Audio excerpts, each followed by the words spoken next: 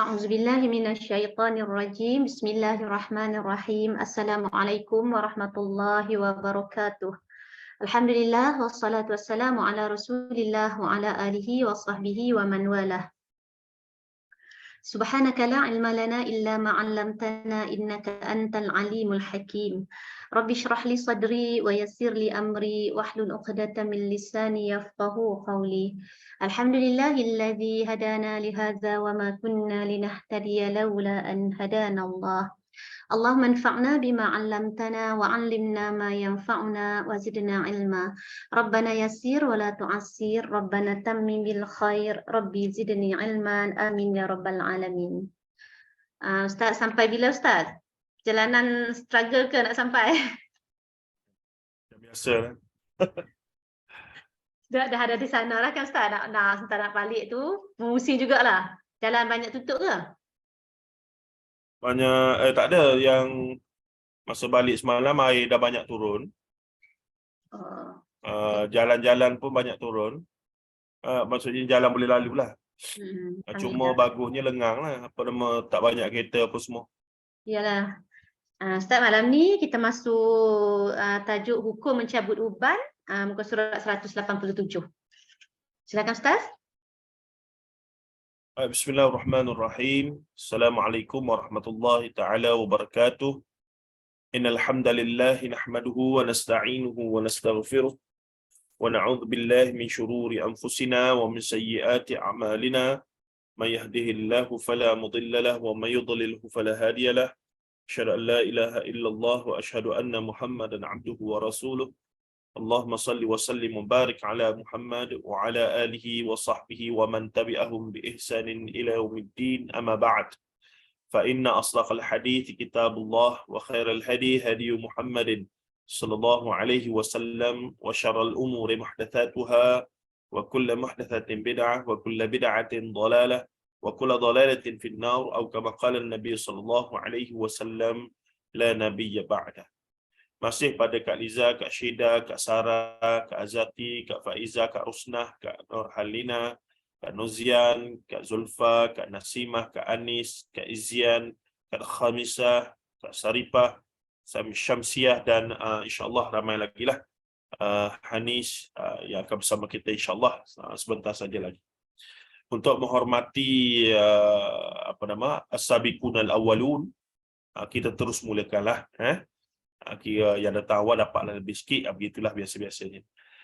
Baik, kita terus masuk pada perbincangan seterusnya, iaitu berkaitan hukum mencabut ubat. Di kalangan orang Melayu pun ada juga sebenarnya semacam apa kita panggil macam bukan hearsay, dia panggil apa, macam satu petua-petua lah kot. Kalau cabut uban ni sekian-sekian, adalah kot. Pernah ke Kak Lina, Kak Liza dengar, Kak Syeda? Siapa? Dah. Kalau ada uban ni begini-begini, adalah macam-macam lah. Tapi dalam beberapa hadis Nabi SAW, memang ada perbincangan tentang uban ni lah. Uban. Antara lain, kalau dalam bab fiqh ni, bab color rambut lah. Color rambut uban ni. Boleh ke tidak apa semua itu gini. Kak Seripah kata ubat itu katanya cahaya syurga. Wow, first time saya dengar. Ini memang betul-betul di luar dugaan. Masih Kak apa nama tadi yang share tadi? Baru kita tahu ya, ada macam-macam teori jugalah. Macam-macam teori pasal ubat ni. Which is wallahu a'lam, mungkin setiap bangsa ada dia punya kepercayaan turun-temurun ya berkaitan dengan uban dan seumpamanya. Baik, ada kata jangan cabut uban. Nabi larang sebab uban ni adalah petanda kepada umur, peringatan. Dah cabut-cabut uban dah kala-kala nanti, duk rasa muda sangat lagi, sampai bila nak rasa dekat dengan mati pula. Ada juga. Tapi sebenarnya nanti kita akan tengok ada hadis-hadis yang seakan sama ya, seakan ada isyarat-isyarat yang disebutkan tadi berkaitan uban itu. Biasa dengar Kak Lina kata siapa cabut uban dinaia peringatan. Yang ini biasa dengar. Okay. Baik. Soalannya berbunyi, ketika menjaga datuk saya di hospital, saya tanpa sengaja mencabut uban yang terdapat di kepala beliau. Bahkan setengah uban tu bukan di kepala saja, di janggut apa semualah. Kemudiannya seseorang menegur saya dan mengatakan bahawa uban tidak boleh dicabut. Tidak boleh di situ apa maksudnya itu? Haram ke, makruh ke, apa tu? Hal ini kerana uban ialah cahaya seorang mukmin. Tu dia. Ini cahaya seorang mukmin. Kalau Kak Saripah tadi, cahaya syurga terus. Lagi padu. Kemudiannya katanya lagi, ada hadis yang mengatakan sebegitu katanya. Mohon penjelasan Ustaz. Baik. Jawapan daripada guru kami Hafizahullah Ta'ala, Dr. Umar Muhammad Nur, hadis berkenaan perkara ini diriwayatkan dengan pelbagai sanad. Namun yang terkuat diriwayatkan oleh Amr bin Shu'aib daripada bapanya, daripada datuknya. Rasulullah sallallahu alaihi wasallam bersabda, la tantifu syaiba ma min muslimin yashibu syaibatan fil islami illa kanat lahu nuran yaumal qiyamah. Janganlah mencabut uban, katanya. Hal ini kerana tidaklah seseorang muslim mendapat uban dalam Islam, melainkan uban itu akan menjadi cahaya baginya pada hari kiamat nanti. Hadis ini sebut isyaratnya jangan cabut uban, sebab uban ni akan jadi cahaya di akhirat kelak, yakni di yaumil mahsyar lah. Yang sebelum ini biasa kita dengar cahaya itu adalah daripada anggota wudu yang menyebabkan Rasulullah kenal kita sebagai umat baginda sallallahu alaihi wasallam. Disebabkan bercahayanya cahaya wudu di anggota wudu kita itu, maka dalam mazhab Syafi'i sangat ditekankan kesempurnaan wudu, ihtiyat, lebihkan, sebab tu 3 kali. Walaupun dalam hadis sebut sekali memadai, tapi 3 kali itu untuk sempurna. Jika ada tertinggal kali pertama, maka ada 2 kali lagi untuk menyempurnakannya. Itu dia punya ni lah. Baik. Hadis ini riwayat daripada Sunan Abu Daud nombor 4202. Janganlah mencabut uban. Lagi la tantifu asyaiba, iaitu jangan mencabut uban. Jadi akan dibahaskan nanti jangan di situ. Pertama status hadis dulu. Apa statusnya? Walaupun dia ada riwayat Abu Daud, tapi semacam kita maklum, dalam riwayat Abu Daud tak semestinya semua hadis sahih. Kadang-kadang Imam Abu Daud sengaja juga masukkan hadis yang tidak sahih dalam kitab beliau. Jadi akan ada perbincangan lah tentang hal tersebut. Yang kedua, kalaupun hadis itu sahih nanti ataupun hasan, yang dimaksudkan dengan la di situ iaitu larangan itu adakah sampai tahap haram ataupun makruh? Makruh pula adakah makruh tanzih ataupun makruh tahrim? Maka itulah yang akan dibahaskan pula kemudian. Baik, ala kullin ternyata ada hadis. Itu at the first point, ada hadisnya. Baik. Hadis ini terdapat dalam beberapa kitab hadis mu'tamad seperti Sunan Abi Daud, Sunan At-Tirmizi dan Sunan An-Nasa'i. Menurut mengikut riwayat Al-Baihaqi dalam Syu'abul Iman, disebutkan lafaz yang berbunyi asyaibu nurul mu'min. Uban itu adalah cahaya mukmin. La yashibu ar-rajulun syaibatan fil islami illa kanat lahu bi kulli syaibatin hasanatun wa rufi'a biha darajatan. Uban ialah cahaya mukmin. Tidaklah seseorang mendapatkan uban dalam Islam melainkan ia akan mendengar satu pahala, mendapat satu pahala dan diangkat satu darjat bagi setiap lembar uban itu. Ini adalah Syu'abul Iman oleh Al-Imam Baihaqi Asy-Syafi'i rahimahullah ta'ala. Cuma kitab Syu'abul Iman pun masyhur, kitab yang hebat, yang luar biasa oleh Imam Baihaqi, tokoh hadis muktabar yang paling menguasai nusus ataupun nas-nas yang digunakan dalam mazhab Syafi'i. Al-Imam Baihaqi rahimahullah ta'ala. Berasal daripada Baihaq, nama kampung dia Baihaq, itu Baihaqi tu. Cuma kitab Syu'abul Iman pun termasyhur bahawa Imam Baihaqi tidak hanya memasukkan hadis sahih, dan kadang-kadang dia sengaja juga masukkan hadis-hadis yang berstatus tidak sahih, dengan sengaja lah, dengan ta'liqat ataupun dengan isyarat-isyarat yang tertentu. Baik, rangkaian sanad kata Dr. Umar Muhammad Nur, Amr bin Shu'aib daripada bapanya, daripada datuknya telah menjadi perdebatan ahli hadis sejak sekian lama. Ini teknikal dalam bidang hadis, ilmu riwayah berkaitan dengan kedudukan perawi. Maka masyhur bila hadis ada riwayat Amr bin Shu'aib daripada bapanya iaitu Shu'aib, daripada datuknya, maka akan jadi perdebatan di kalangan ahlul hadis. Baik, ramai ahli hadis yang melemahkan sanad ini dan ramai juga yang menerimanya. Puncanya ialah perselisihan dalam menentukan identiti Datuk Amr bin Shu'aib. Adakah beliau Muhammad bin Abdullah ataupun Abdullah bin Amr? Baik, nasab beliau ialah Amr bin Shu'aib bin Muhammad bin Abdullah bin Amru bin Al-As. Jika datuk beliau yang dimaksudkan ialah Abdullah bin Amru, yakni anak pada Amru bin Al-As, maka ia seorang sahabat Nabi SAW. Justru sanadnya bersambung antara beliau dengan Rasulullah SAW. Namun jika datuk beliau ialah Muhammad bin Abdullah, maka ia seorang tabi'in yang tidak berjumpa dengan Nabi SAW. Justru sanad ini dikira terputus ataupun munqati', terputus. Namun jika yang dimaksudkan ialah Abdullah bin Amru, yakni Amru bin Al-As, persoalan baru turut muncul. Adakah Shu'aib pernah mendengar hadis daripada beliau? Ramai yang menafikan perjumpaan antara kedua-duanya. Shu'aib dikatakan hanya meriwayatkan sahifah, yakni buku catatan, daripada Abdullah tanpa pernah berjumpa dengannya. Ini teknikal dalam bidang hadis sikit, berkaitan dengan perawi-perawi, rantaian perawi, yang mana ada kekeliruan berkaitan dengan datuk yang namanya Amr bin Shu'aib, sama ada dia anak cucu keturunan sahabat Rasulullah, iaitu Abdullah bin Amr bin Al-As, ataupun bukan. Nah, baik. Siapakah datuk kepada Amr bin Shu'aib? Siapa yang ada buku boleh tengok muka surat 188 untuk lebih jelas, ya. Amr bin Shu'aib, iaitu Shu'aib tu bapa Amru, Shu'aib, dikatakan anak kepada Muhammad bin Abdullah bin Amru bin Al-As, keturunan anak cucu cicit sahabat Rasulullah SAW.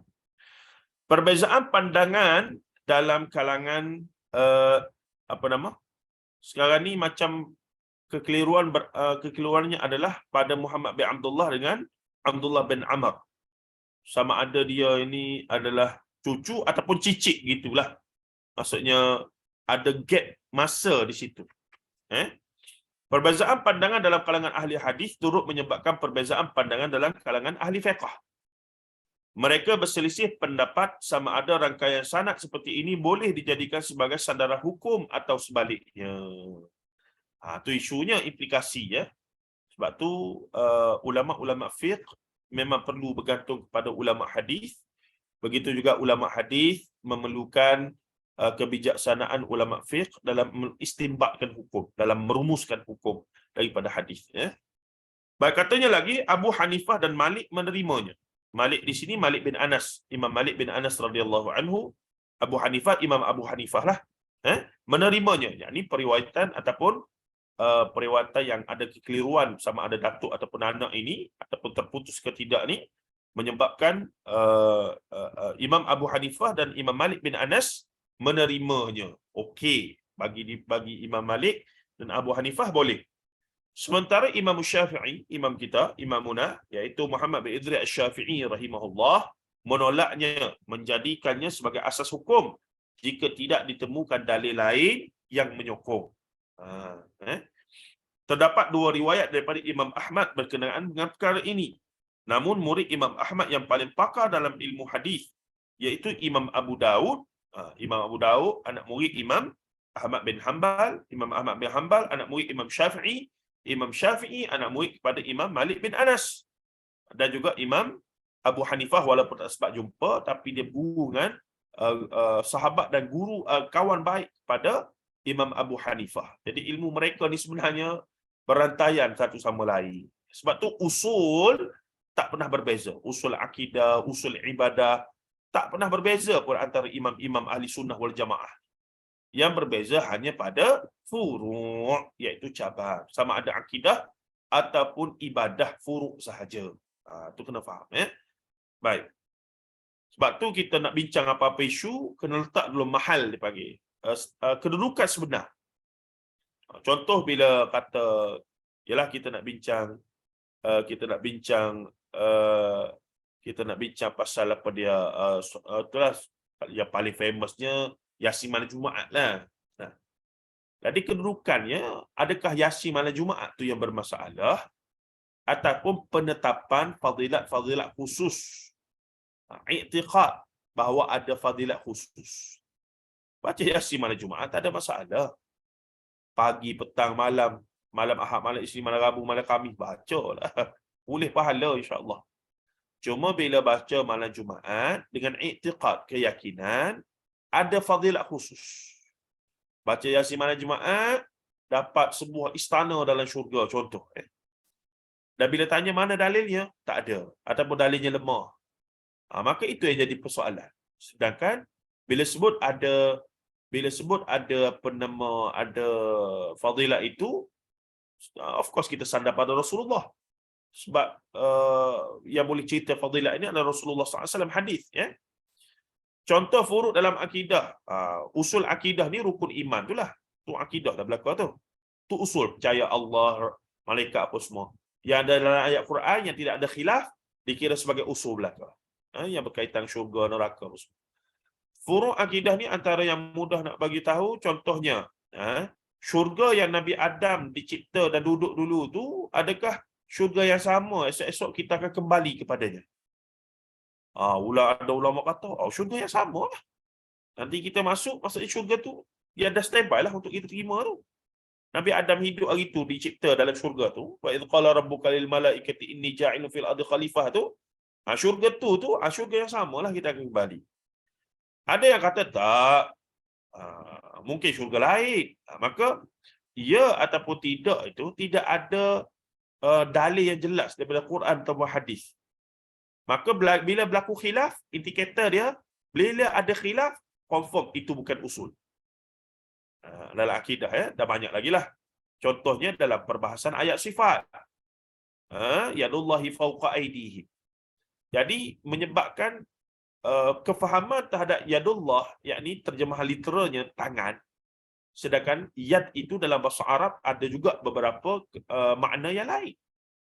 Secara otomatik menyebabkan ia bukan perbahasan usul akidah. Yang usul akidah apa dia? Qul huwallahu ahad, Allahus samad, lam yalid wa lam yulad wa lam yakul lahu kufuwan ahad. Itu usul. Tidak ada ulama-ulama ahli sunnah wal jamaah, mereka mungkin Syiah ke apa semua, termasuklah ulama Mu'tazilah yang dikatakan ahlul bid'ah wad dalal.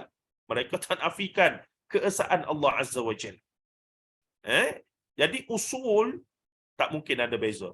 Mazhab mana sekalipun, aliran mana sekalipun. Sebab tu bila ada kerosakan pada usul akidah, kita katakan ini bukan lagi sesat biasa. Ini sudah boleh jatuh kufur. Sebab tu dia langgar usul akidah. Kata apa dia? Allah ada anak. Tu usul akidah. Maka kita kata ini syirik. Ini syirik lah. Golongan apa nama Yahudi, Nasara, termasuklah Syiah. Sebab tu saya cenderung berpegang Syiah, bukan agama Islam. Sebab Syiah mengatakan Ali sama level dengan Allah Ta'ala dan seumpamanya. Nampak tak?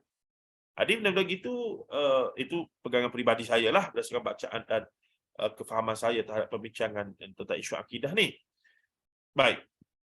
Jadi kita kena terima adanya usul dan furu'. Indikator furu' itu ada khilaf. Ulama A kata macam ni, ulama B. Dalam bab ayat sifat tu, hadis sifat juga begitu. Ni terima macam ni. Yang ni terima macam ni. Tapi bila masuk qul huwallahu ahad, tidak ada ulama khilaf. Tidak ada yang kata ahad tu sebenarnya dua. Ahad dua. Ya betul kamu ni. Tak ada. Tak boleh. Dari dulu sampai hari ni, mana-mana mazhab fiqh, mana-mana mazhab akidah, mana-mana aliran pemikiran, semua terima Allah ahad. Satu. Hatta Syiah pun sebenarnya, pada satu layer, mereka terima Allah tu ahad. Cuma kemudian mereka kata Ali tu sama level dengan Allah. Itu jadi syirik tu. Jadi masalah. Dia isbat tanpa nafi. Sedangkan la ilaha illallah Muhammadur Rasulullah itu isbat, la nafi dulu dan isbat. nafi, tidak mungkin ada. La, tiada, tak mungkin satu pun. Illallah. Maka isbat. Jadi isbat tanpa nafi, nafi tanpa isbat akan menyebabkan tidak sempurna lah. Tidak sempurna kefahaman itu. Baik, kita gitu. Kemudiannya Abu Daud ni adalah imam murid kepada, terdapat dua riwayat daripada Imam Ahmad kenaan, namun murid Imam Ahmad yang paling pakar dalam ilmu hadis iaitu Imam Abu Daud mengatakan silsilah ini bukan hujjah, bahkan bukan setengah daripada hujjah. Bagi dia tak terimalah. Imam Abu Daud tak terima silsilah yang ada masalah ni, yang dilihat sedikit ada masalah. Bagi Imam Abu Daud bukan hujjah, apatah lagi dalam isu yang bersabit dengan akidah, yang bersabit dengan akidah, iaitu menyatakan bahawa uban itu cahaya mukmin di akhirat. Bila melibatkan akhirat, perkara ghaib. Bila perkara ghaib, ia termasuk dalam akidah. Cuma dia bukan usul akidah lah, dia furu' akidah. Baik. Kebanyakan ulama kemudian mentarjih, iaitu menguatkan kesahihan silsilah ini seperti Ad-Darqutni, Al-Hakim, An-Nawawi, Ibn Al-Qayyim, Ibnu Qayyim Al-Jauziyah rahimahullah, ataupun Ibn Al-Qayyim, Ibnu Hajar Al-Asqalani rahimahullah, dan lain-lain. Walaupun begitu, ramai juga ulama hadis dan fiqh lainnya tetap berpendapat bahawa sanad ini lemah, seperti Ibn Hibban, Ibn Hazmin Al-Andalusi, Abu Isa Al-Shirazi ataupun Al-Shirazi, dan lain-lain. Ramai yang bertembung dalam penerimaan terhadap riwayat yang ada nama-nama yang disebutkan tadi, iaitu Amr bin Shu'aib, bin Muhammad bin Abdullah bin Amr bin Al-As, anak cucu sahabat Rasulullah, iaitu Abdullah bin Amr Al-As dan Amr bin Al-As, dua-dua sahabat. Bapa dan anak adalah sahabat Rasulullah sallallahu alaihi wasallam. Macam Abdullah bin Abbas radhiyallahu anhu. Al-Abbas pakcik dan sahabatlah sekaligus. Dan Abdullah pun adalah sahabat juga, bahkan sepupu Rasulullah SAW. Baik, kemudiannya, bagaimanapun saya secara peribadi, kata guru kami yang mulia ini, hafizahullah ta'ala, Dr. Umar Muhammad Nur, kata saya melihat bahawa silsilah sanad ini tidak boleh dijadikan hujjah, apatah lagi dalam akidah dan hukum hakam, halal haram, jika tidak disokong oleh sanad-sanad yang lain. Wallahu a'lam. Sedangkan yang kata boleh pun ramai juga ni. Yang kata tak boleh pun ramai juga. Tu yang kata level kita tu bukan level kita lah. Kita terpaksa bertaklid akhirnya. Tapi bertaklid dengan ilmiah lah. Tidak bertaklid, dia panggil jadi muqallid amma. Ikut dan orang kata, terima belaka, tidak. Tapi ikut dengan keadaan tahu. Sebab tu kata Dr. Zahruddin Abdul Rahman hafizahullah, Zahruddin Abdul Rahman, bukan Zahiruddin Zabidi, Dr. Zahruddin Abdul Rahman hafizahullah taala. Dia kata pada kami dulu, dia kata dalam mazhab Syafi'i, dalam mazhab ni, untuk menjadi muqallid dalam mazhab. Muqallid ni apa dia? Ikut tanpa tahu dalil. Dalam mazhab-mazhab fiqh ni, kita ikut mazhab Syafi'i tapi kita tak tahu pun dalil. Tapi kita tahu ni mazhab Syafi'i. Sebab apa? Ada dalam kitab mazhab Syafi'i. At least kita kena alim dalam kitab fiqh ataupun satu kitab dalam fiqh itu.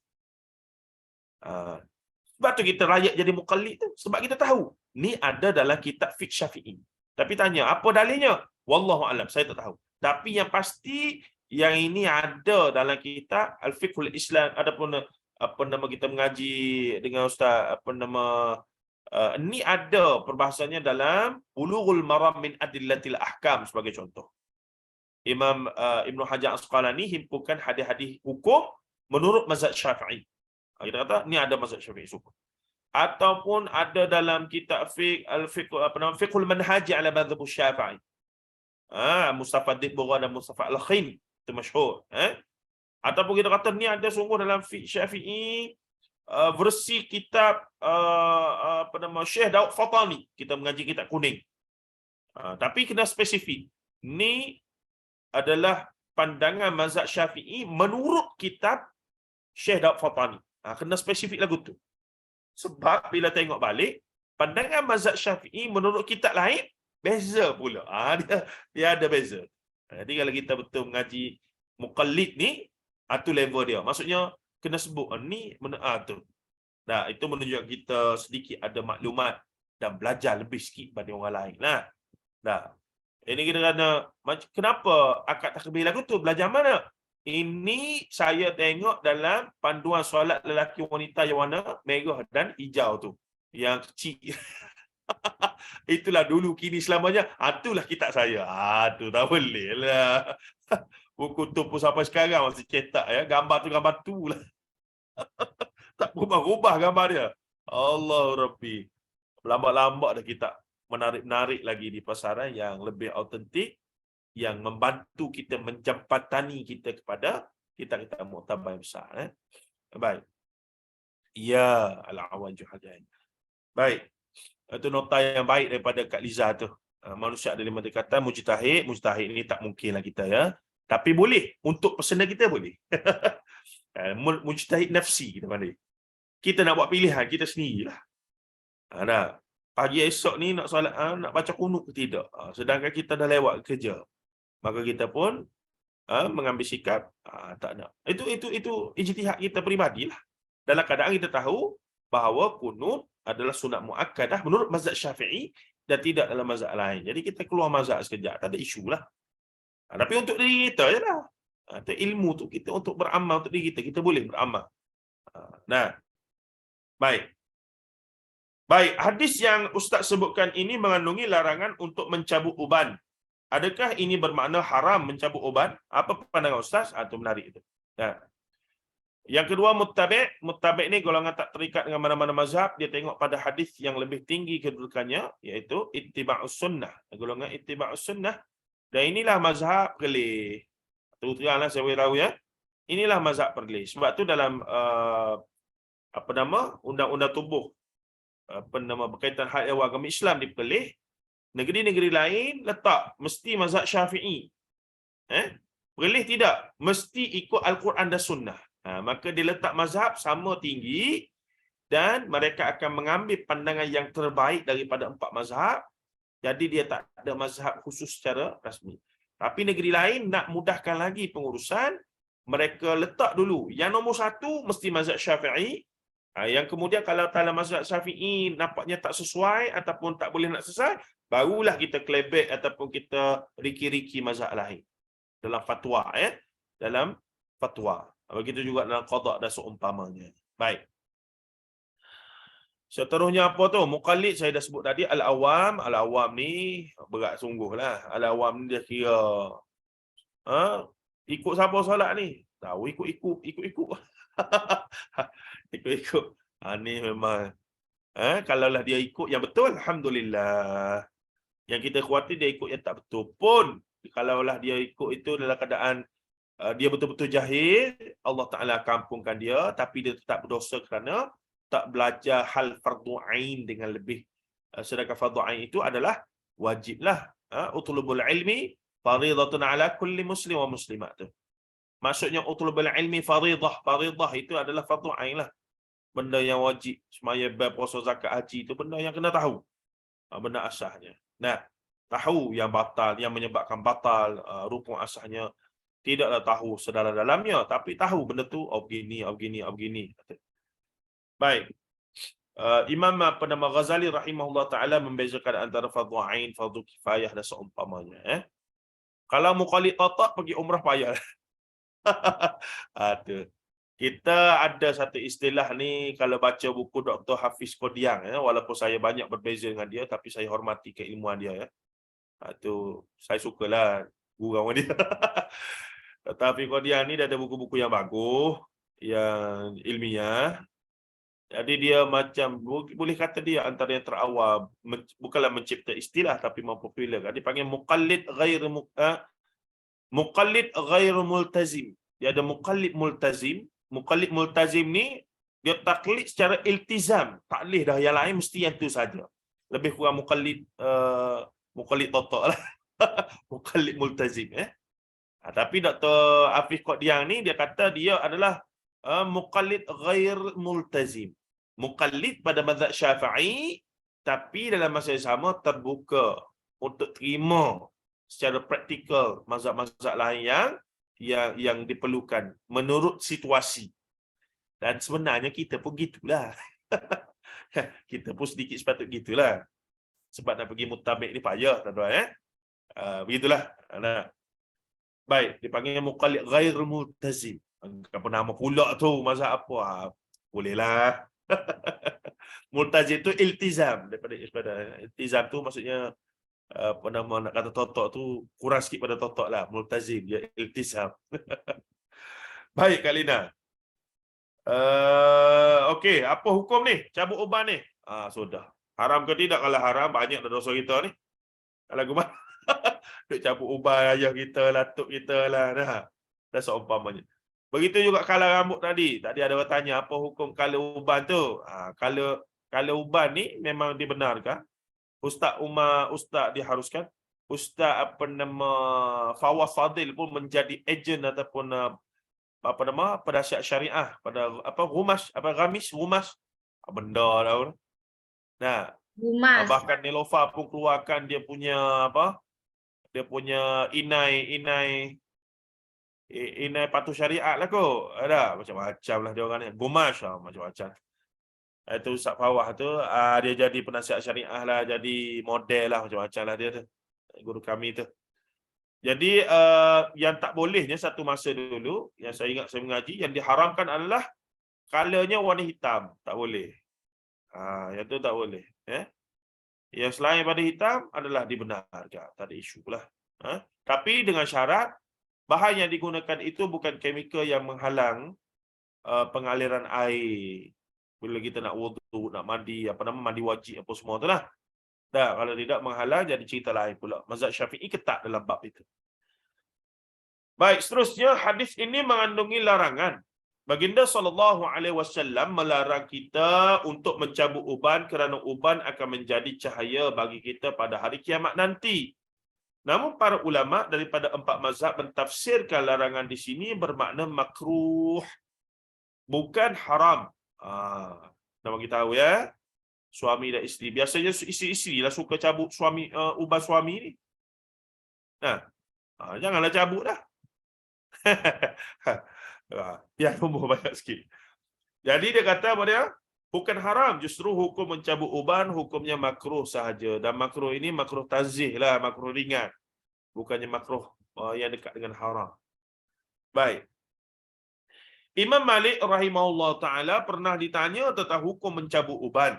Beliau menjawab, aku tidak melihatnya sebagai perkara haram, namun membiarkannya lebih aku sukai.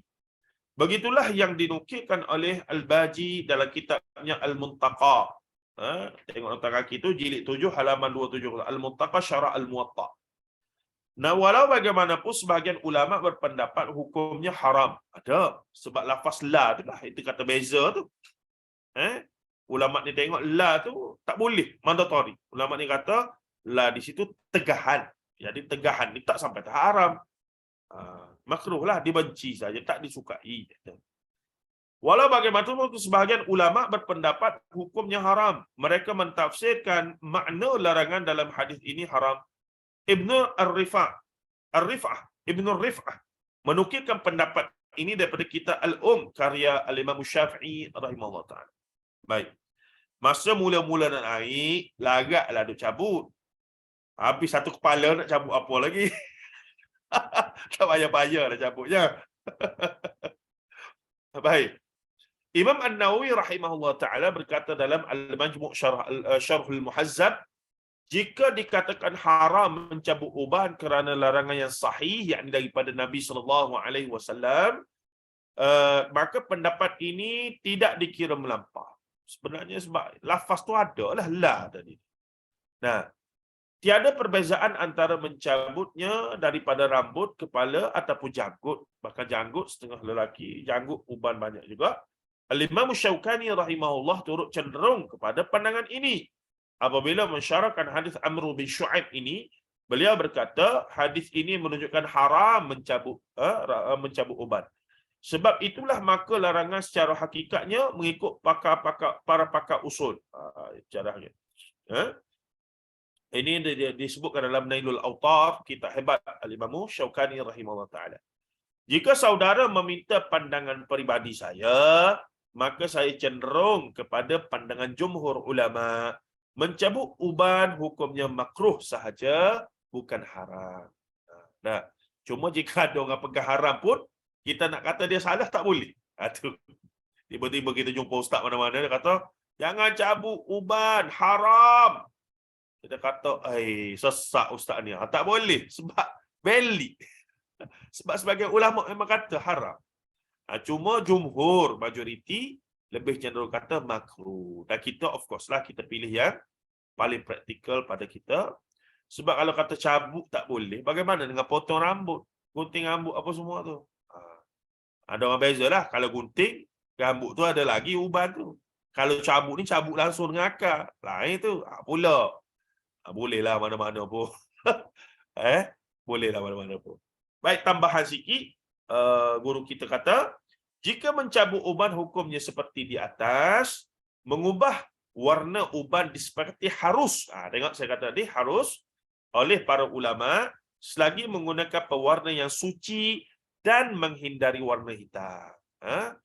Tak bolehnya warna hitam. Jadi muda balik, umur 25, 30 ke main. Tengok dari belakang tu rambut, tengok depan, Allahu Akbar. Ada. Tak payahlah. Jadi bolehlah warna oranye ke, warna apa? Warna merah ke, warna apa ya? Bolehlah. Ada ramai jugalah pakcik-pakcik kita ni kadang-kadang dengan janggut-janggut dia color je. Nampaklah style sikit, bolehlah. Cuma kalau tanya Rasulullah pernah buat ke tidak, wallahu a'lam. Setakat saya duk baca tu tak adalah. Dan tapi hadis, kalau siapa baca Syama'il Muhammadiyah, hadis yang menghimpunkan berkaitan dengan kesempurnaan Rasulullah, tubuh badan Rasulullah tu, ketika Rasulullah wafat, hadis yang awal-awal lagi. Ketika Rasulullah wafat, uban yang ada di rambut dengan muka Rasulullah ni, uban yang ada tak sampai belah-belah urat. Sahabat detail sampai tahap tu ya. Setengah sebut sampai 12, tak sampai 12, 13 urat, begitulah tengok balik riwayat tu. Tapi nak katanya apa dia? Nak katanya tak banyak Rasulullah ni sampai akhir hayat umur 63, features Rasulullah rambut tu sifat dia tak banyak uban, banyaknya warna hitam. Ada. Jadi sebab itulah bila ada orang kata dia mimpi jumpa Rasulullah, kita tanya lagu mana? Dia kata putih belaka. Rambut putih, janggut putih, misai putih, jubah putih. Putih belaka. Kuda dia apa putih-putih belaka. Dia kata, rasanya tu Gandalf dalam Lord of the Ring tu. Bukannya Nabi Muhammad tu, mung ni. Ada. Apa Nabi? Dia itu antara benda para ulama menjadikan parameter siapa yang mendakwa mimpi jumpa Rasulullah ni. Dia katanya sifat-sifat tadilah. Rupa macam mana? At least rupa di akhir hayat Rasulullah SAW. Begini. Dah. Baik. Seterusnya. Disunatkan mengubah warna uban dengan inai walaupun untuk tahun lelaki. Jadi asalnya harus, tapi sunat mengubah warna uban dengan inai walaupun untuk kaum lelaki. Inai, daun inai. Orang Arab ni ada inai dia. Tak tahulah inai Nelofa tu mana dia guna bahan apa semua saya tak tahu. Cuma itu saya tengok adik saya pakai, tengok. Tak apa inai macam tu hitam sangat ni, macam celup dalam botol mengundi hari itulah. Dia kata kau celup belakang sebab ada video viral tu, budak tu dia kerja SPR, dia pergi celup belakang jari dia. Nak jimat, nak kahwin ke, nak tunang ke jimat lah ke. Allah Rabbi ya Karim. Tapi dia kata tak, ni Nelofa punya, adik saya tu dia kata ni Nelofa punya inai lah. Dia kata hitam tu memang hitam yang dia jadi macam mana? Dia jadi tak bolok lah. Dia jadi jari saja. Sebab dia buat dalam botol macam standard punya liquid. Yang Mak Saleh apa semua duk kala-kala jari dia tu. Aku itek pun dah tu lah. Jadi dia tak pakailah satu jari ni berdoa sangat. Pakailah di kuku saja. Nampaklah konon-kononnya pakai kuitek tu lah. Nah, walhal sebenarnya adalah inai. Macam-macam lah orang perempuan ni. Seterusnya, pada peristiwa pembebasan kota Mekah, Abu Bakar Siddiq radhiyallahu anhu membawa ayahnya yang sudah tua.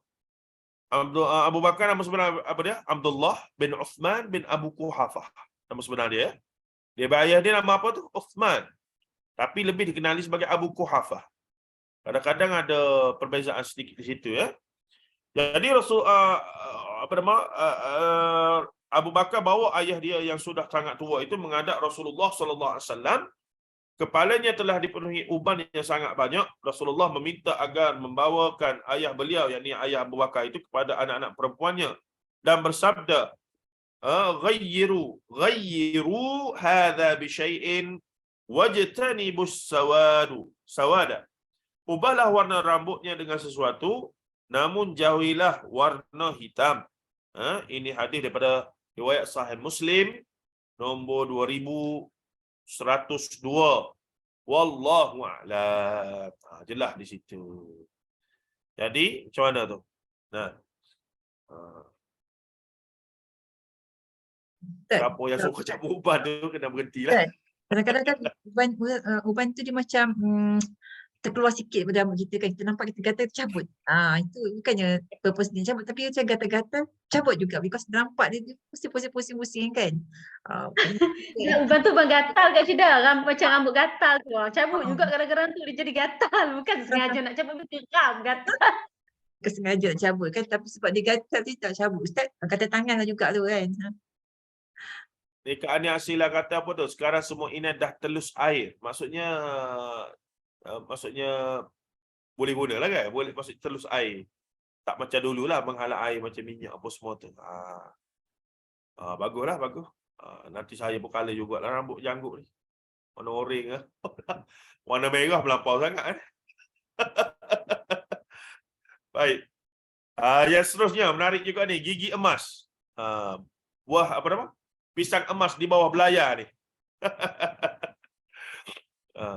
Sebab tu dia orang sebahagian yang macam rumah siapa semua tu, dia orang apa nama, mereka itu berkehendak kepada penasihat syariah tu. Mereka sebab nak tunjuk bahawa mereka benar-benar produk yang patuh syariat lah, walaupun asalnya dahulu didominasi oleh produk yang tidak patuh syariat dulu Tapi hari ni memang orang Arab ramai suka color rambut. Ni Ustaz, kalau yang dia cakap mengubah sunat bagi kaum lelaki, ni yang macam tadi mana? Sunat bagi kaum lelaki berdasarkan arahan Rasulullah kepada apa nama, ayah Abu Bakar tadi tu. Jadi memang lelaki sunatlah kalau warnakan rambut kat yang ada putih tu. Berdasarkan hadis tu. Kalau kata dekat perempuan Ustaz. Macam mana? Dia tak cakap perempuan ni, tak apa ke? Itulah. Kata pun perempuan paling minimum harus dan tinggi sikit sunat lah. Sunat tu khusus pada lelaki tu sebab hadis Rasulullah tadi literalnya begitulah. Sedangkan perempuan itu insya-Allah kalau kata buat tu kerana mengikuti sebab dia akan ada perbincangan. Arahan Rasulullah pada ayah Abu Bakar tu sebab apa? Sebab nak suruh dia tak nampak tua ke, ataupun nak suruh dia jadi kesihatan yang lebih baik ke, lagu mana? Tu kena tengok syarah hadis baliklah. Baik. Tak boleh hitam rupanya, tapi saya repeat boleh. Tak boleh Kak Anis. Jangan warna hitamnya. Sebab tu rumah saya kata tak ada warna hitam ya. Kalau inai pun dalam tudung tak bukan. Tapi hitam tak boleh. Dia macam hitam ni ada setengah perbincangan, dia macam nak pergi pada kita mengubah macam mana dia ada tendensi macam kita nak nafikan sifat tua kita tu. Dia pergi situ. Kalau color lain tu orang tahu ni bukan warna asal rambut dia ni, dia tak ada isu. Tapi bila buat warna hitam, dalam keadaan kita dah umur, yalah ghalibnya umur 60 70 ni, rambutnya begitulah. PM pun warna perang rambut dia tu. Tapi Ustaz, Ya. tapi kalau kita tak guna colour rambut asal kita, bila kita inaikan tu, dia jadi colour dah macam, dah jadi kelakar lah pula Ustaz. Dah kita tukar colour merah Orang ke nak apa blonde ke lah, apa semua perang memang ke. kelakar Kak Anis. Jadi Dah kelakar Ustaz. berubah juga Dia kan. Jadi bukan saya maksud. nasihat ibu-ibu sekalian, nak colour rambut tu tanya suami masing-masing dulu. Jangan terkejut beruk orang tua tu nanti. Tengok-tengok rambut ada lain, terkujat dia. Macam orang lain dah awak ni. Jadi saya nasihatkan at least bincang dululah dengan suami. Jangan dia terkejut ya. Umi saya pernah lah satu masa, dia ni rambut selalu tak panjang, dia malah nak fikir panjang pasal rambut dia pendek selalu. Tapi satu masa tu dia ialah mewarnakan rambut dia lah. Kita tengok pun warna oren. Kejut kita. Apa benda Umi ni warna oren. Jadi kalau kita ada anak pun terkejut, bayangkanlah. Itulah. Warna hitam sama dengan warna Yahudi, wallahu alam, ada perbincangan tentang tasyabuh ataupun tidak dalam bab inai ni. Tapi kalau kata valid tadi, maksudnya memang perangai orang Yahudi suka warnakan rambut mereka hitam dan itu tradisi mereka. Wallahu alam, mungkin ada kaitan dengan hadis tasyabuh, menyamakan menyama. Tapi dia tak ada isu agama di situ sebenarnya. Yang tasyabuh tu urusan agama. Itu lebih tepat. Wallahu alam. Dark brown bukan hitam. Ya. Dark brown tak ada masalah. Jangan hitam pekat betul tu, tak boleh. Hitam pekat betul Nah, tapi kita ni tak ada masalah. Semua orang Melayu ni rambut memang warna hitam. Dan bila keluar uban tu nampaklah jelas. Tapi uban saya ada yang warna coklat apa semua. Yang jadi isu sikit mungkin kalau kita bincang, kalau kita ni adalah Caucasian, kita ni Mak Saleh ke apa semua yang ini rambut beranak blonde, itu jadi masalah. Dia nak kalah apa rambut dia. Itu masalah lah kita kan lah. Hitam, putih, color lah warna apa. Tak ada isu selain hitam.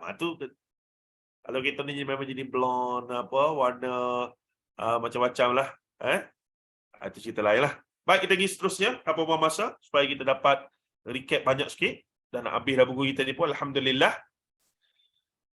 Kedudukan ataupun gigi emas. Zaman Rasulullah ni dah ada kau orang guna gigi emas ni. Dan hari ni ramai lagi tak orang guna gigi emas. Saya ingat tak ramai dah. Risau dia. Mati-mati anak cucu mari cabut. Jadi harta pusaka kena faraid.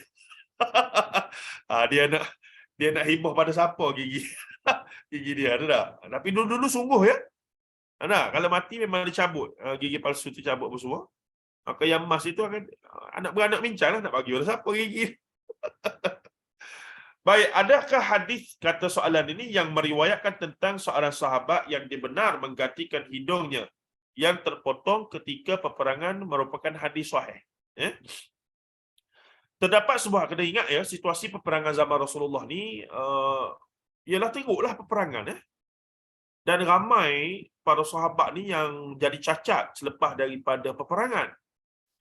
Dan peperangan zaman tu memang menggunakan senjata berat ni lah. Boleh tanya Ustaz, itu bidang dia tu. Dan peperangan zaman tu guna pedang apa semua ni. Tak semua mati terus. Ada yang hidup dan ada yang jadi cacat, ada yang buta apa semua macam-macam. Itu. Jadinya sebab tu Maulana Muhammad Asri Yusof dalam menjawab soalan adakah boleh wanita merawat lelaki, beliau hafizahullah taala mendatangkan contoh bagaimana zaman Rasulullah wanita-wanita jadi tukang rawat di medan peperangan. Bukan setakat duk masak saja. Jadi situasi di medan peperangan adalah darurat. Isunya adalah darurat. Maka wanita menyelamatkan ataupun merawat lelaki. Dan of course, ketika dalam peperangan, merawat ni bukan tertib sangat. Dah situasi dah celaru apa semua ni. Of course ada yang tersingkap aurat apa semua begitu-begini. Tapi sebab situasinya nak selamat nyawa. Tu. Maka mungkin isteri orang, anak dara ke, merawat lelaki-lelaki yang tidak ajnabi dia tu pada ketika itu, bukan mahram dia, disebabkan situasi itu darurat perang, maka balik pada perbincangan hari inilah, boleh tak doktor lelaki merawat pesakit wanita, khususnya yang timbul isu tempoh hari lah, yang berkaitan dengan suami-suami yang benarkan isteri mereka beranak di hospital kerajaan Dayus dan seumpamanya itu. Dia tidak semudah itu. Nah, memanglah siapa yang merancang dengan baik, duit banyak, apa semua macam begini, tapi akhirnya di hospital swasta pun kalau implikasi apa-apa, dia hantar hospital kerajaan juga. Betul ke tidak? Kalau di hospital swasta beranak, saya tak katalah tak baik. Suami isteri yang ada sepahaman dan sanggup untuk simpan duit dan memang ke sana, itu the best lah. Itu hak dia lah buat pilihan tersebut. Cuma yang saya faham, bila berlaku implikasi apa-apa, kandungan tu Caesar ke apa semua beranak tadi tu, last dia akan refer pada pakar ataupun pergi hospital kerajaan juga akhir. Jadi ketika itu takkanlah si suami nak kata tak, jangan. Jangan juga. Tidak. Tapi dalam satu keadaan, kita wajar mengesyorkan supaya ramai wanita untuk berada dalam bidang sakit puan tu. Ya betul jugalah. Bidang apa benda lah, isteri saya punya, saya pun tak erti. Tapi itu. Jadi saya ni hari-hari duk mengadap dengan orang hospital ni, duk tengok. Okey lah. Dah lali. Maksudnya, itu situasi dia. Contoh di kecemasan, ya. Kalau mari dalam keadaan kecemasan tu, nak request. Saya kalau boleh nak doktor dan jururawat perempuan semua. Bini kamu nak mati dah ni. Mana nak request-requestnya? Tak, gitu. Dan seumpamanya. Jadi kelonggaran itu disebabkan keprofesionalan. Dan dalam etik perubatan pun, saya kebetulan baru tengok satu etik perubatan pun, memang doktor lelaki yang merawat wanita mesti ada ditemani oleh nurse ataupun jururawat lain, wanita lain. Macam selari dengan apa yang Islam syorkan lah, kena ada mahram apa semua. Tapi mereka ni tak boleh berdua saja. Seorang doktor dengan dia mesti ada third party, iaitu wanita juga, untuk berada di tempat yang dia itu. Itu dah kira ni lah, nak macam selari lah juga, walaupun etika perubatan itu tak guna syariat apa semua pun. Itu etik dia. Baik. Punyalah marah dah buat konferensi lalai ni. Rupa-rupanya jual ubat dia. Itu sebenarnya. Alahai. Marketing belaka. Kita dah ingat sungguh marah-marah ni. Rupa-rupanya akhir jual ubat dia. Baik, terdapat sebuah hadis riwayat Abdul Rahman bin Tarafah. Datuk beliau bernama Arfajah bin As'ad terputus hidungnya dalam perang Kulab. Beliau lalu membuat hidung daripada perak, namun hidung palsu tersebut mengeluarkan bau busuk. Rasulullah SAW lalu memerintahkannya untuk membuat hidung daripada emas. Nak faraid lagu mana hidung mah ni? Gigi biasa ni hidung ni. Berapa berat dan berapa gram tu? Perang Kulab berlaku pada masa jahiliyah sebelum kedatangan Islam. Peperangan ini berlaku di sebuah kawasan air yang terletak di antara Kufah dan Basrah. Hadis ini dikeluarkan oleh Abu Daud, At-Tirmizi dan An-Nasai. Al-Imam At-Tirmizi berkata, ini hadis hasan gharib. Kami hanya mengetahui menurut Syekh Abdul Rahman bin Tarafah. Yakni biasanya isyarat hadis hasan gharib ni adalah munfarid ataupun hadis mufrad, hadis yang dia kata satu jalur saja, ya. Satu jalur saja, tak banyak. Abdul Rahman bin Tarafah bin Arfajah bin As'ad At-Tamimi Al-Utaridi, seorang tokoh asal Basrah. Beliau bukan seorang perawi yang masyhur, tiada yang menilai beliau thiqah selain Ibn Hibban ataupun Al-Ijli. Kedua-duanya sering dinilai tasahul, yakni bermudah dalam menilai perawi. Tasahul pada perkara sahal, iaitu bermudah dalam meliwat perawi. Justru ramai ahli hadis yang menilainya majhul, iaitu tidak dikenali. Salah seorangnya ialah Ibnu Hajar dalam Taqribut Tahzib, yakni Ibnu Hajar Al-Asqalani rahimahullah ta'ala. Selain kecacatan dalam aspek perawinya, sanad ini turut mengandungi kecacatan yang lain. Sekurang-kurangnya terdapat 3 versi bagi riwayat ini. Perbezaan versi riwayat ini boleh dinilai muttarib, iaitu celaru, dipanggil bertindan antara satu sama lain itu bagi sebagian ahli hadis. Versi pertama, tengok buku masing-masing. Kebanyakan riwayat mengatakan bahawa Abdul Rahman bin Tarafah meriwayatkan hadis ini daripada datuknya secara langsung. Mereka turut menetapkan bahawa Abdul Rahman pernah berjumpa dengan datuknya. Versi ini paling masyhur dan disokong oleh sebuah riwayat daripada Salim bin Zurair. Versi kedua, beberapa perawi lain mengatakan bahawa Abdul Rahman meriwayatkannya daripada ayahnya daripada Arfajah. Beliau perawi yang meriwayatkan versi ini ialah Ismail bin Ulayyah. Beliau seorang hafiz, yakni dipercayai kuat hafalan, yang terkenal dengan kekuatan hafalannya. Jika benar riwayat ini, maka sanad ini lemah sebab ayah Abdul Rahman iaitu Tarafah bin Arfajah seorang perawi majhul. Walaupun dalam sanad yang lain ada perawi yang kuat, tapi kerana ada seorang perawi bermasalah, maka riwayat itu jatuh level jadi bermasalah, iaitu dhaif. Seterusnya, semua riwayat lain menyebutkan bahawa Abdul Rahman bercerita tentang apa yang berlaku pada hidung Arfajah di zaman Nabi SAW tanpa menyebutkan perantara. Beliau lahir apabila peristiwa ini berlaku. Justru riwayat ini dihukumkan munqati' ataupun terputus. Ada masalah belaka lah, ada masalah belaka dari sudut periwayatan, ada perawi itu dari sudut ilmu riwayah periwayat. Dan di situ ada jadual, boleh tengok baliklah untuk lebih faham tentang apa yang berlaku dalam rantaian sanad perawi yang bermasalah itu. Baik. Kemudian kita tengok kelanjutan daripada perkara ini. Ahli hadis berbeza pandangan berkenaan status hadis ini. Apa dia? Berkaitan kisah Rasulullah membenarkan menggunakan hidung emas tadi. Ahli hadis berbeza pandangan. Ibnu Hibban memasukkan hadis ini dalam koleksi kitab hadis yang beliau nilai sahih bertajuk Al-Taqasim wal Anwa'. Ibnu Qattan menilainya tidak sahih kerana ittirab, yakni celaru tadi, bertembung riwayat, dan kemajhulan Abdul Rahman bin Tarafah. Kemajhulan, tidak dikenalinya Abdul Rahman bin Tarafah. Secara peribadi saya lebih cenderung kepada ucapan Ibnu Qattan, wallahu a'lam, kata Dr. Umar Muhammad Hafizahullah. Baik, tengok lanjut. Jika hadis berkaitan hidung emas tersebut, adakah penggunaan gigi daripada emas juga diharamkan? Jika hadis berkaitan hidung emas tersebut sahih ini, adakah penggunaan gigi daripada emas juga diharamkan?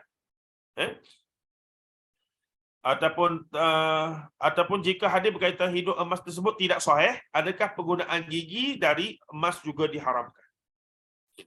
Perbincangan tentang hukum lebih luas berbanding perbincangan tentang hadis. Meskipun saya menilai lemah hadis Arfajah, bukan bermakna saya mengharamkan penggunaan gigi emas. Tidak boleh kiyah begitu. Apalagi para ulama ahli fiqih telah membincangkan perkara ini sejak ribuan tahun dahulu. Sebelum adanya teknologi hari inilah. Teknologi hari ini dahsyat bukan main pergigian ni.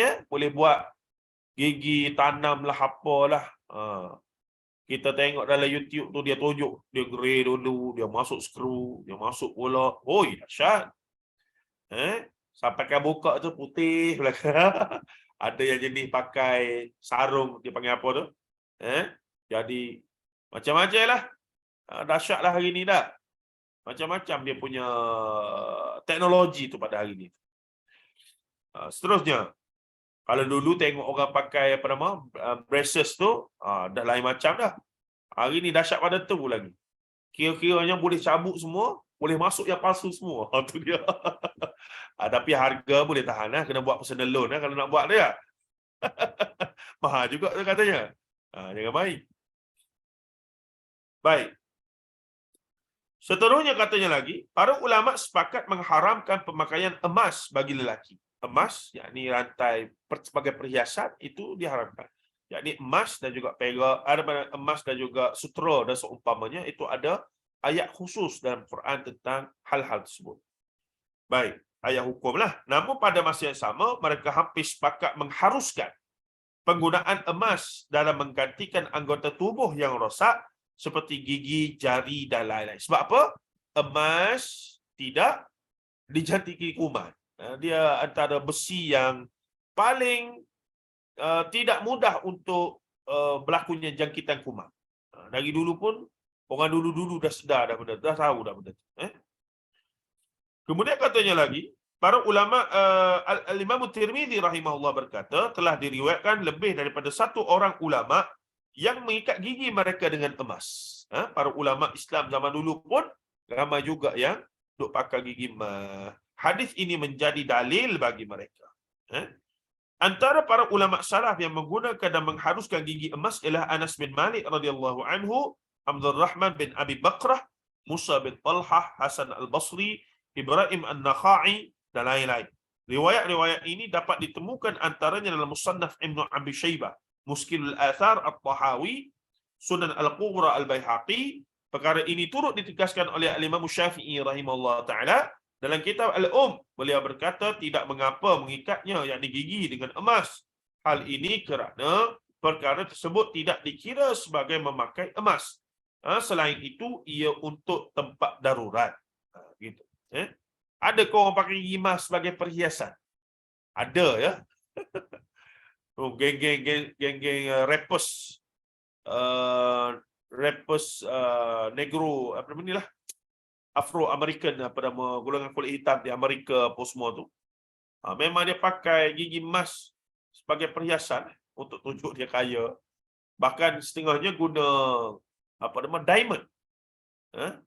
Sengih tu nampak diamond belakang. Ada juga perangai lagu tu. Dia nak tunjuk dia tu pakai yang karat yang asli punya dah seumpamanya.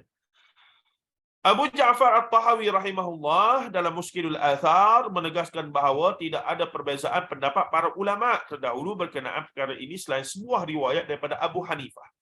Riwayat tersebut melarang menggunakan gigi emas dan selainnya. Namun, terdapat riwayat lain daripada Abu Hanifah yang mengharuskan perkara tersebut. Al-Imam At-Tahawi rahimahullah lalu merumuskan bahawa pendapat yang lebih kuat ialah pendapat yang mengharuskannya. Yang lebih kuat mengharuskan. Haruslah boleh guna. Hal ini kerana pendapat tersebut selari dengan kandungan hadis dan selari dengan pendapat jumhur ulama. Kesepakatan para ulama ini cukup untuk mengharuskan penggunaan emas sebagai ganti bahagian tubuh yang rosak, walaupun hadis berkenaan perkara ini lemah. Namun kesepakatan ulama boleh dianggap sebagai hujah. Wallahu a'lam. Itu dia. Jadi bolehlah nak bubuh gigi emas. Berapa karat? Berapa gram? Ejalah 916 ke? Berapa ke? Bolehlah. Cuma kena apa? Kena hibah siap-siap supaya tidak ada isu nanti dalam masalah faraid apa semua. Ni gigi mak ni nanti mati ambil satu seorang. Ada 5 batang gigi emas, 5 orang anak. Ada. Ambillah satu seorang. Abang Long kata mana boleh. Kau dapat yang gram banyak, aku dapat yang gram sikit. Dah bergaduh dah pula. Wallahu a'lam. Kita berhenti situ.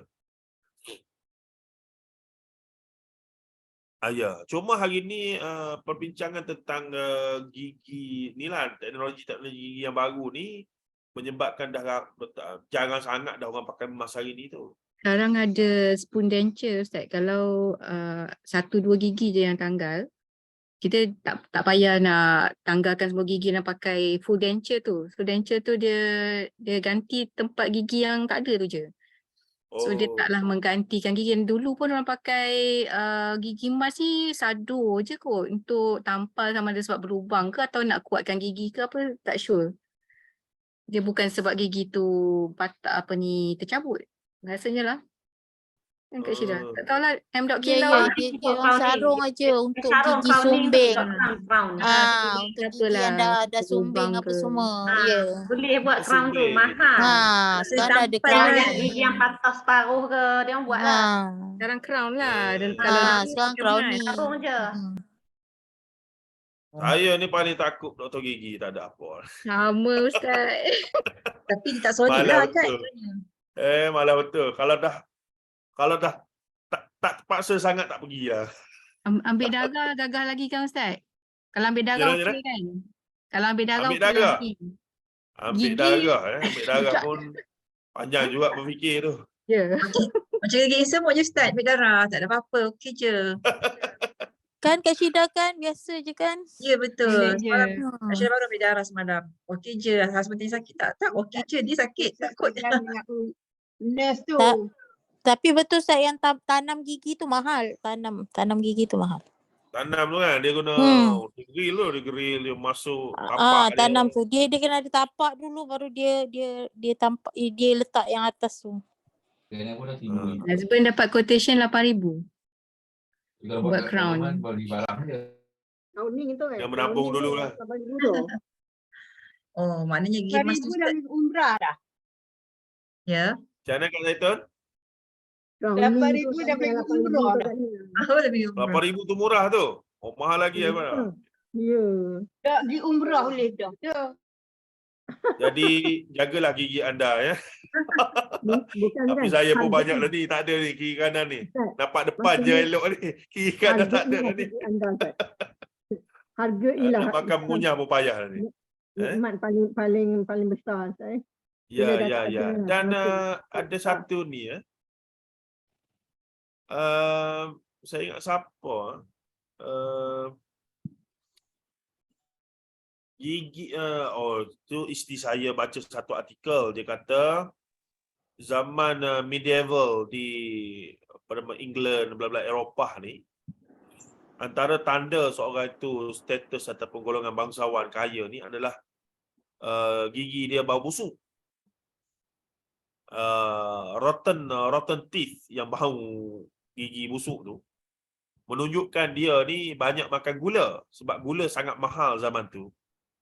So gigi yang tak berapa elok tu menunjukkan dia ni status boleh macam tu. Ada macam-macam lah. Root canal and crowning are M2K above. Tu dia. Jadi siapa yang ada anak cucu lagi boleh bagi motif. Saya ingat isteri Ustaz Khubaib, doktor gigi Isteri Ustaz Khubaib, doktor gigi, dan ada klinik sendiri dah pun sebenarnya. Klinik keluarga. Oh. Belah-belah Meru lah saya rasa. Siapa yang duduk belah sana boleh lah. Kok nak ada boleh jadi dia punya customer kalau macam mana. Saya Nanti takut kita nak jumpa dentist, kalau Ustaz. tak terpaksa. Ustaz, menantu Kak Syeda dentist. Apa? Menantu Kak Syeda Mana dentist. tu ada? Lagi mudah nak scaling tu. Oh. Kalau kena sihat je dengan dia.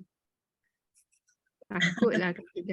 Okeylah, kalau tak ada apa-apa, insya-Allah kita berhenti sini dulu sebelum kita sambung lagi pada minggu depan insya-Allah. Terima kasih kerana sudi menangguhkan daripada malam semalam ke. Kalau tak tangguh semalam kena pecut laju lah. Bila tangguh tu boleh relax sampai pukul 1 pagi. Memang berjalan, berhenti, tidur dulu, bangun balik, bawa pula. Padahal tak ada kereta pun. Bukannya jam ke ramai orang apa semua. Tak, memang jenis kami. Kena relax macam tu. Itu pun tak tahan. Belah kiri ni tu. Dengar je. Panas je belah kiri. Dah, itulah inilah. Dah, saya kata, awak bawa boleh tak? Tak nak pula. Begitulah. Okeylah, kita berhenti dulu. InsyaAllah masih semua. Semoga doakan saudara-saudara kita di Pantai Timur agar tak teruklah banjir kali ni ya. Walaupun terkejut juga saya sebab masa air naik tu saya rasa sudah tak boleh balik lah. Tapi masa tu sebenarnya yang banjir sekarang ni air hujan baru tu. Dia bukan air dari hulu, bukan air empangan yang di muka akan dilepaskan. Ni baru next stage ni, baru air yang lepas ke sana. Sebab bila kami sampai ke hulu, ke Gua Musang, memang hujan tak sebanyak di Kota Baru dan di belah-belah pantai. So air hujan tu betul-betul air hujan yang bertakung dan tak mengalir lah. Itu yang sampai dah masuk dalam rumah apa. Macam kalau KL banjir kilat lah. Tu istilahnya. Kalaulah di hulu pun hujan lebat, tu habislah. Itu memang na'udzubillah. Kalau jadi macam 2014 tempoh hari, na'udzubillah lah. Na'udzubillah. Wallahu ta'ala alam. Sallallahu alaihi wasallam Muhammad wa ala alihi washabihi ajma'in. Alhamdulillah rabbil alamin. Assalamualaikum warahmatullahi taala wabarakatuh. Waalaikumsalam warahmatullahi wabarakatuh. Waalaikumsalam warahmatullahi wabarakatuh, Ustaz. Terima kasih Ustaz, terima kasih semua. Kita akhiri dengan takbir kafarah. Ya, terima kasih. Subhanallah bihamdika asyhadu an la ilaha illa anta astaghfiruka wa atubu ilaik. Wal 'asri innal insana lafi khusr illa allazina amanu wa tawassaw bil haqqi wa tawassaw bis sabr. Masih Abang Din, Abang Zul, Abang Amir, ni beberapa orang abang-abang kita yang Ada Terima kasih Ustaz. Assalamualaikum. Assalamualaikum. Abang-abang ni jangan diberi perhatian ni. Baru Ustaz tu. Ya. Jangan nampak nama ni. Terpilih je yang join tu. Mungkin Ustaz yang. Okay, terima kasih semua. InsyaAllah kita jumpa lagi esok dengan sesi Ustaz Mustafa pula, sesi pengajian amalat ya. Sesi mula awal tau 8.30. Sekejap lagi saya buat link lah. Terima kasih semua ya. Saya dah tutup Liza ya. Dah pasal atas Terima kasih. Assalamualaikum warahmatullahi wabarakatuh. Terima kasih semua. Terima kasih semua. Terima kasih semua Kak Sarah. Jom kita insyaAllah. So dengan itu saya terima kasih semua dengan lepas. Terima kasih semua. Terima kasih Haji Afidah. Terima kasih Adik. Sama-sama Kak Ayah. Saya dekat country home ni Kak Ayah. Ya ke? Tidur sini insyaAllah. Okay, jumpa Kak Ayah besok insyaAllah. Sekali lagi insyaAllah. Okay, Assalamualaikum Kak Ayah semua. Ya, Waalaikumsalam.